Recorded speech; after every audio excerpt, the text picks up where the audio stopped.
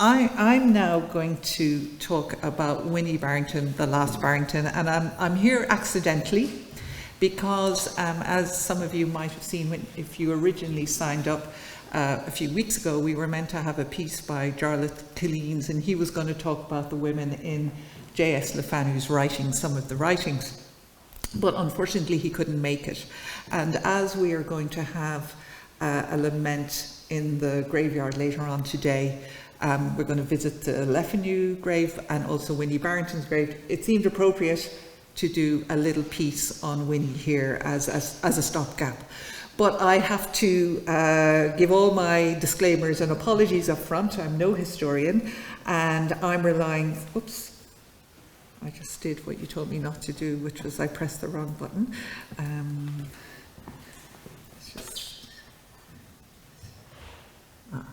Okay, thank you. So I am going to be totally reliant on a couple of sources, and I'm going to name them up front. So I have totally building on the scholarship of these other great authors, starting with Brian Murphy's very, very excellent book on the life and tragic death of Winnie Barrington. Brian Murphy passed away a couple of years ago, and he was a member of the Benedictine community.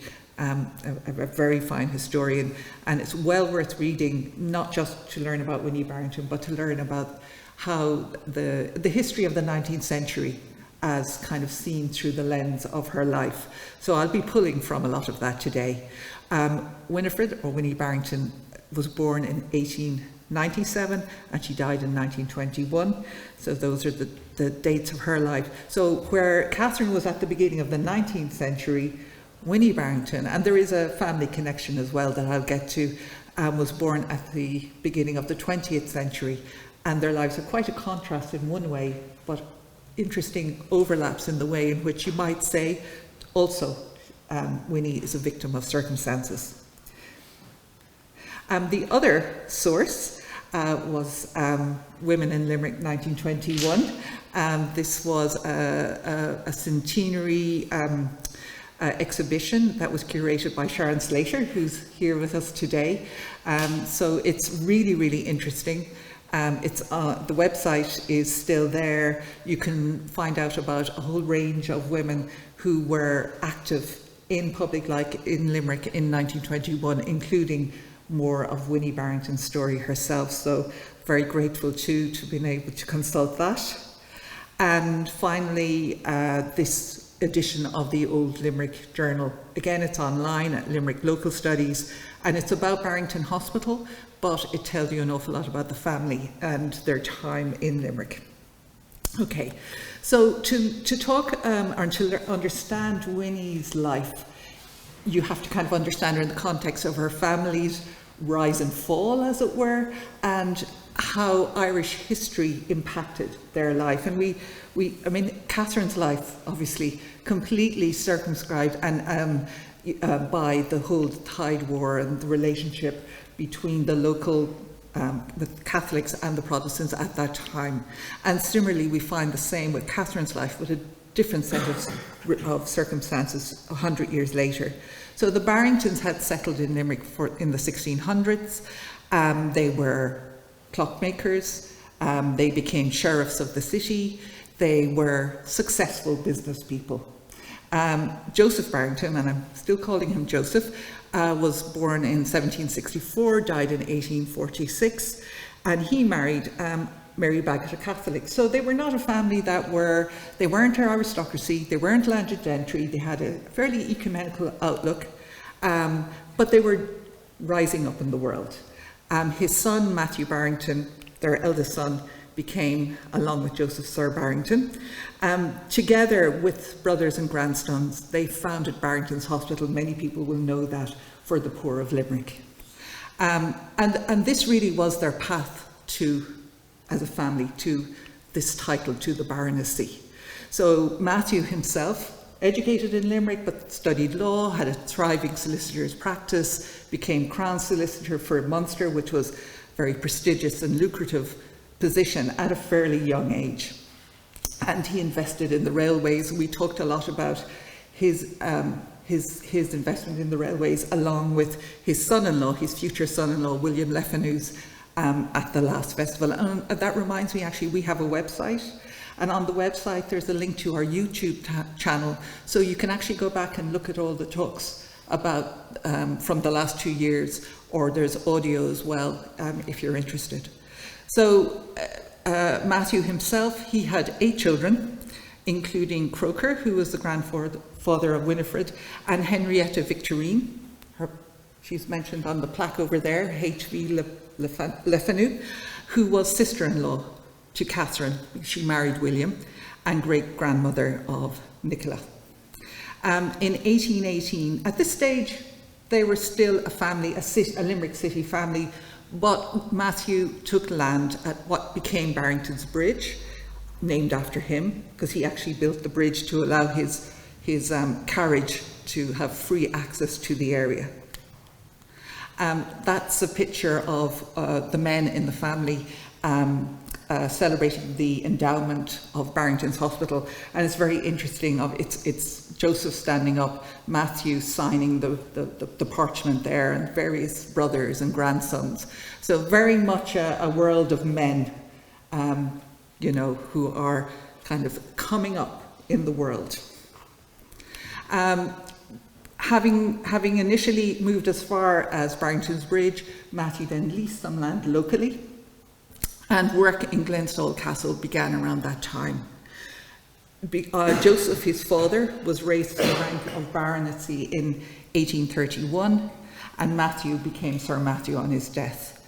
Now, all of this may seem a long way from Winnie, but it really is the context of a family that are, you know, they were in trade, and now, after a couple of 100 years as business people, they're landed gentry with a big estate in County Limerick and a title. And just very briefly to mention Glenstall Castle, now Abbey, which is just up the road in Murroe, as most of you will know. There was no Murroe. Initially, it was actually the influx of artisans and tradespeople who came to build it that caused the village of Murroe to grow up. Abington was the original settlement in this area. And as you can see, it's you know, it looks like it's been there for hundreds and hundreds of years. It was built in this Norman revivalist style, imposing. It was really Matthew Barrington's, I've arrived. You know, this is my land, you know, I've got my view, and right down to the Galties and so forth. Building had commenced in 1839, and then had finished in 1839, and then recommenced in 1846 to give locals employment during the famine. And that's important to mention because the Barringtons did have a very good, reasonably good, as far as the record goes, relationship with their tenants at that time at least. I'm just going to again briefly mention this. We visited it last time, thanks to Father Anthony. This is the bridge over Capricullen Glen, which was designed by William LeFanu. He was a railway engineer, and what I love about this is this is a railway bridge, a viaduct for humans that he built, linking one part of the lands of the Abbey with another, quite close to Glenstall Castle. And one of Joseph Sheridan's stories is set in Capricullen Glen, which the bridge spans. So just a little connection. Glenstall was eventually offered to the Irish Free State when the Barringtons decided to leave the area in 1925. But, and this, I found this very, very interesting when I was hearing all the news about the rugby centre in Limerick being offered by the benefactor to the nation, and the nation going, actually, this is too expensive for us to keep up. So for the very same reason, William T. Cosgrave, who came to visit Glenstall Abbey, decided that the estate couldn't accept it, Glenstall Castle at the time, but eventually the Benedictines came and settled there, and we're very grateful that it's still very much part of our community. Okay, so that little digression, and I hope I'm not going too over time, but I just thought it was a little bit of interesting context. So I call this talk The Last Barrington, but really I suppose the family were the last Barringtons. And this is Sir Charles Burton and his wife, Mary Rose, who you can see there in the picture, in the centre of the picture. And they had 3 children. The eldest was Winnie, who was born in 1897. And Charles was a landowner. He was landed gentry. Winnie, for example, went to Cheltenham Ladies' College in the UK, and his son Charles went to Eton. So where Matthew had studied in Limerick, his grandson is sending his children to Eton. So they have moved in the world, this family. Sir Charles himself was known as the father of Irish rugby. He was responsible for codifying some of the rules of rugby in Ireland. He is in the centre holding the ball. He played rugby at Trinity, having gone to rugby school for secondary school, and but he was particularly known for his rowing achievements. And after a trip to America in the 1870s, he came back, and he and his brothers were feted by all locally. So very popular, very high achiever, all looked good for this family. They seemed charmed, but their life in East Limerick is very much set against a period of huge change and unrest in Irish history. Let's just get a sip of water.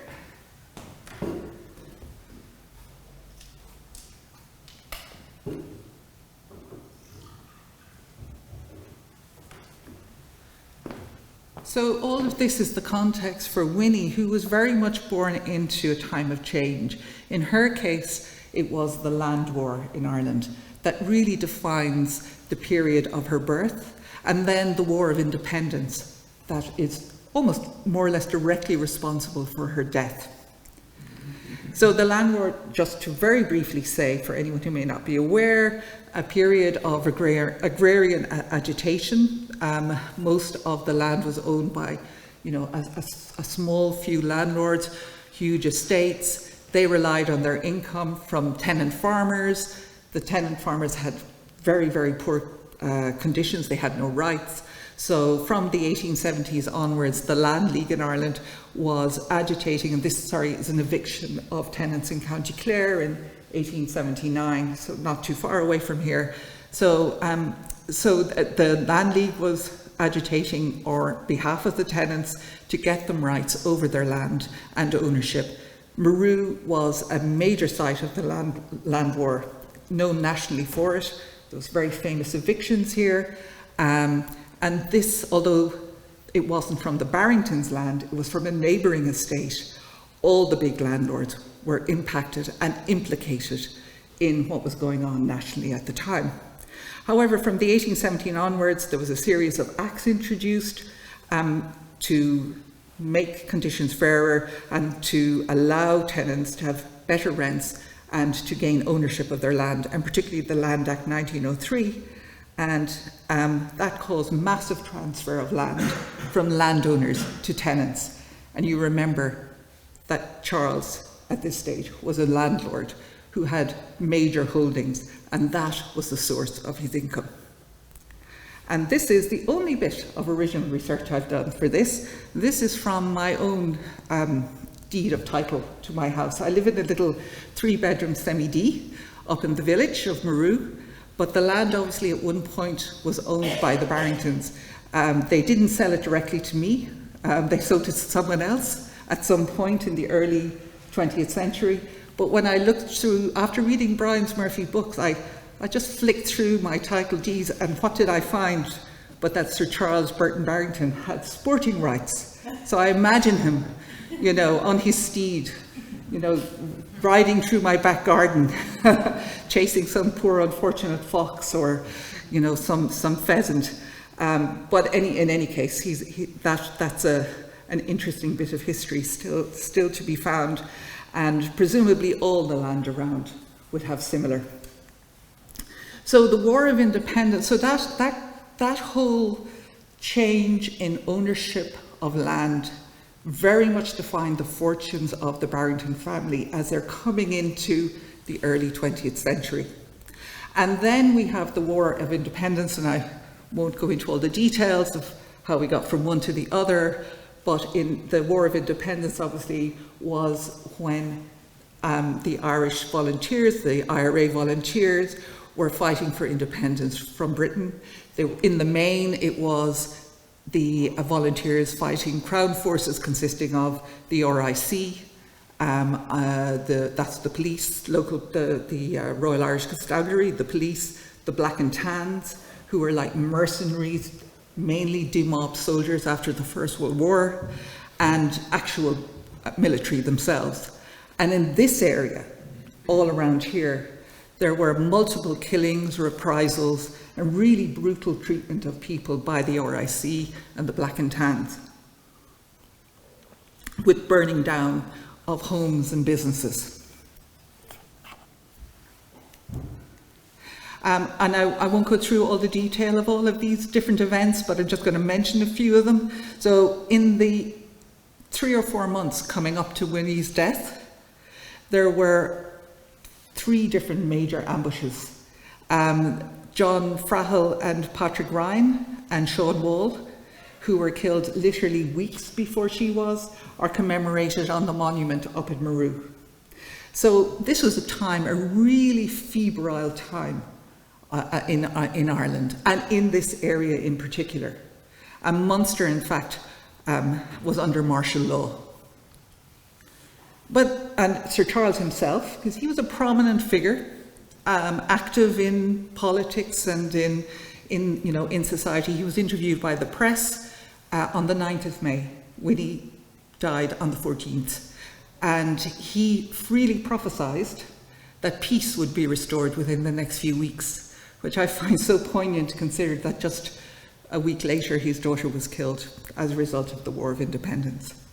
But prior to this, and sort of as in a sort of a parallel world, Winnie herself was leading a kind of a normal life, as were most people in her circle, and most normal people were not involved directly in the ambushes. I'm sure it was not dissimilar perhaps to the way it might have been in the North in the 70s, where you've got, on the one hand, you've got the violence, and on the other hand, people are having some semblance of a normal life.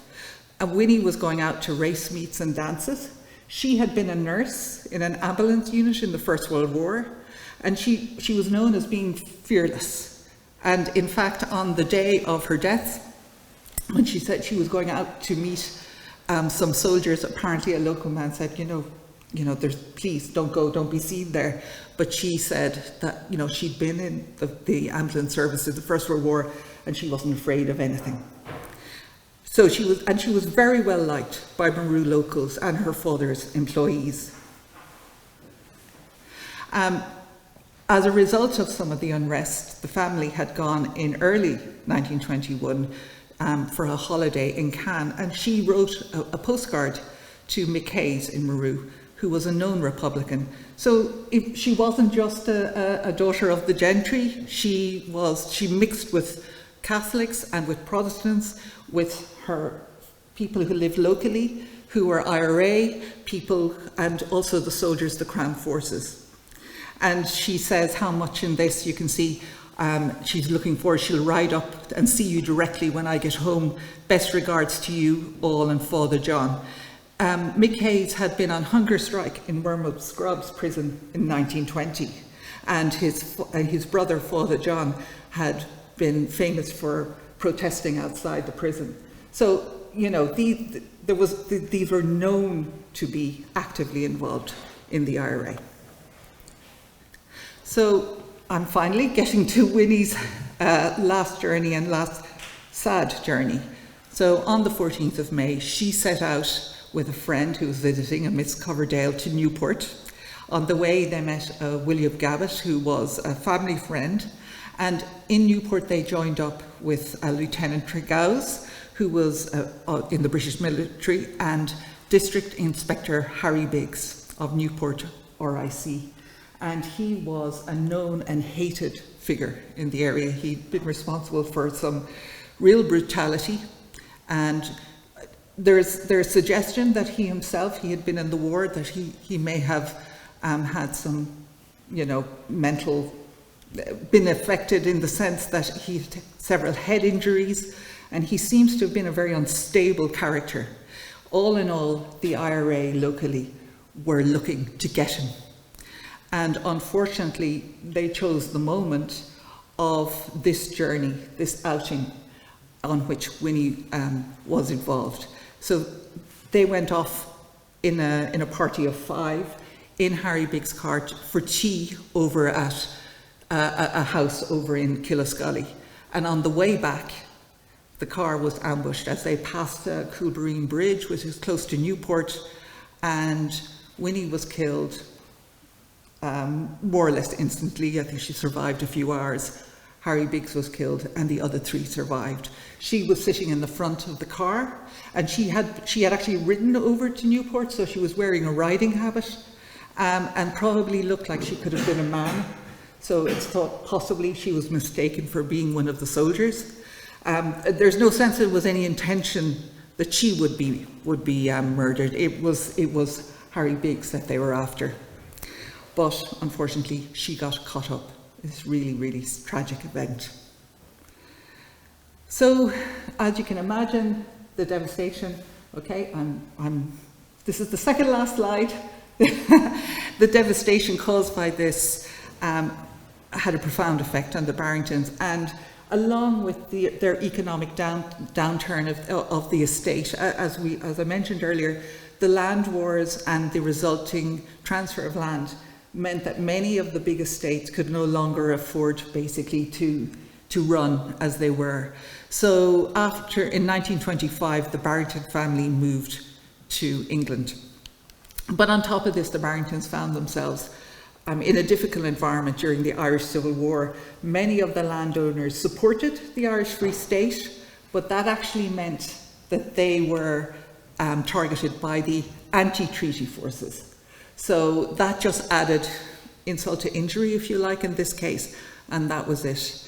The Barringtons decided to sell up, and eventually it became an abbey. So Winnie was buried in Abington Cemetery in May 16, 1921, and her funeral was held in this church. It's said that every window blind in Murroe was drawn down and the bells of the Catholic Church chimed mournfully until the cortege had passed fully through the village. And very poignantly on her gravestone it says, "Here lies all that could die of Winifred Barrington." Thank you.